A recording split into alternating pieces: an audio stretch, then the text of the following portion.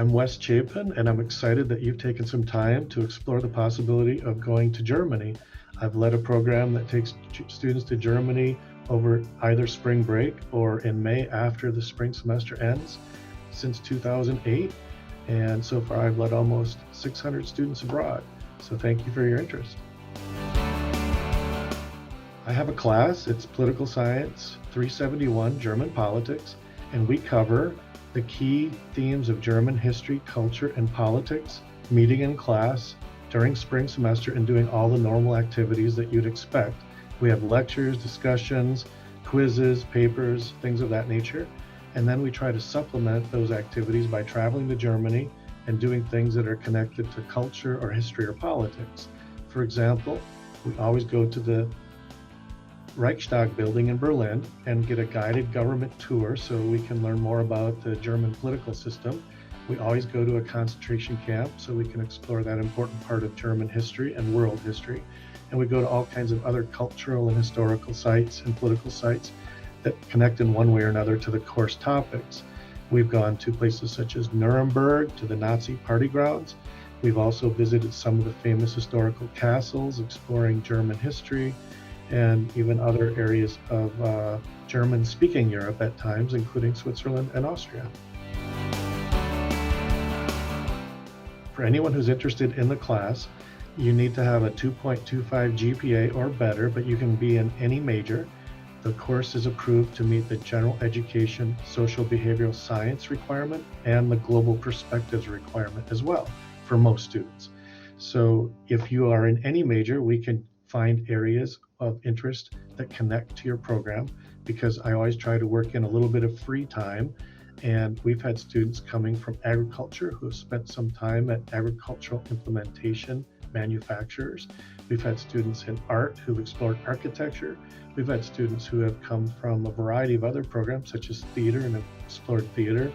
And so just about any major, we can find something that connects to your interests while we're in Germany if you're interested in pursuing those types of opportunities.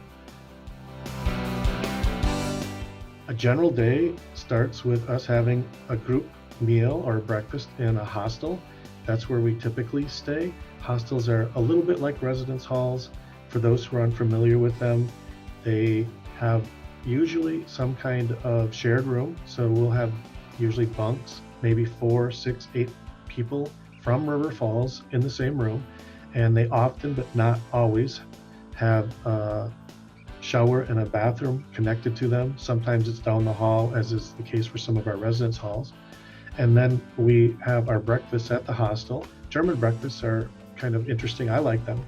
They have lots of good breads, cheeses, jams, all kinds of meats, and different types of things that are not typical for American breakfast. And so we'll have breakfast. A typical day then includes one or more tours. So we try to arrange a historical tour covering history, culture, and politics of the areas we're in. And then we also have a variety of other activities. Usually it's some combination of going to museums or historical sites. So in Berlin, for example, we have the German Historical Museum, which is a great location to learn about German history. And then we've gone to a number of historical sites. Students who want to go do not need to know any German, although we encourage you to learn the basic words such as thank you, hello, and please, and those types of things. And you'll find that most of the key things such as menus, signs at the airports, even in the train stations, have German and also English.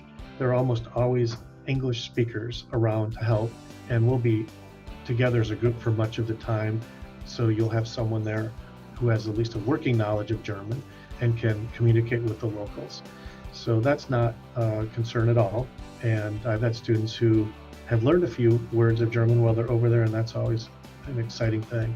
One of the neat things about Germany is if you want to try different food, there are all kinds of different options for you. Fish meals, they really like pork meals. You can find vegetarian meals. I've had students go who have also had some dietary issues such as gluten-free. We can make that work typically. One of the more interesting foods I've had is something called Rouladen. And in this case, it's a beef rouladen where they have beef stacked or actually rolled around a combination of onions, mustard, bacon, and a dill pickle, which when I first heard about it, I thought that's got to be pretty unusual. But we tried it, it was great, and almost everyone who's ever sampled it loves it. And there are lots of other really amazing types of foods that people can sample if they're interested.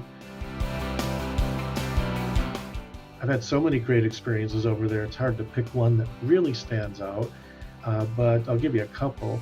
One, when we went to Dachau concentration memorial camp, probably about 2013, we ended up having the United States Homeland Security Secretary join our group as we went through a tour with a guide. And we usually have really good guides giving us their local insights about the history and special tips about what students might want to do when we have a few hours of free time. So those are always great experiences. About every year, almost every year, at least one or two students identify someone who's either living in Europe, maybe because they're connected with the military, or in recent years, they've found some distant relative or a connection to their great grandmother, and they've actually gone and visited and made those connections or reestablished those connections in some cases. And it's created some permanent, long-lasting friendships and relationships because they were able to go over to Europe with the university program. There are lots of good reasons to study abroad. One of the best reasons to study abroad right now, while you're a college student, is that it's the greatest time to do it. And people usually say, wait a second, I don't have a lot of money. And that may be the case. I was a student who didn't have very much money, but I somehow managed to just barely be able to afford to go to the Wisconsin and Scotland program when I was in my undergraduate program. But the reason it's a great time to go is that you probably don't have a marital partner to worry about. You probably don't have children to worry about. You probably are not restricted by a job that only lets you get off for perhaps a week. So you have flexibility and energy and enthusiasm. And now's a great time to go because not only do you have a great experience, but there are certain things that are recommended for students to do before they graduate. And if you don't go overseas, at least do one of these. But try to get an internship.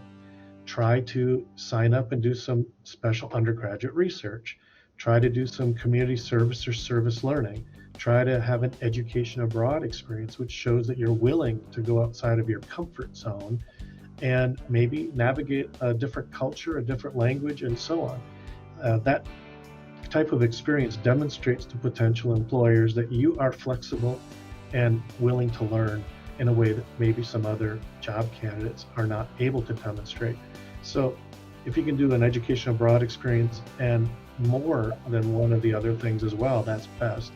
But education abroad results in opening your eyes to different worldviews, and ideally, and history shows it's true, ideally you end up meeting people here, maybe people in Europe that you know for the rest of your life, and you never know where that can take you. I am wearing a Bavarian hat and a Bavarian jacket, which are not only traditional but still used for weddings, Sunday church meetings, and a variety of other semi-formal and formal affairs. If you walk through almost any community in Bavaria, which is in southern Germany, you are likely to run into at least a couple of people wearing lederhosen or the traditional German dresses if you want to wear a dress, or in this case, I've got the jacket and the hat. So I bought this a few years ago and put it on occasionally.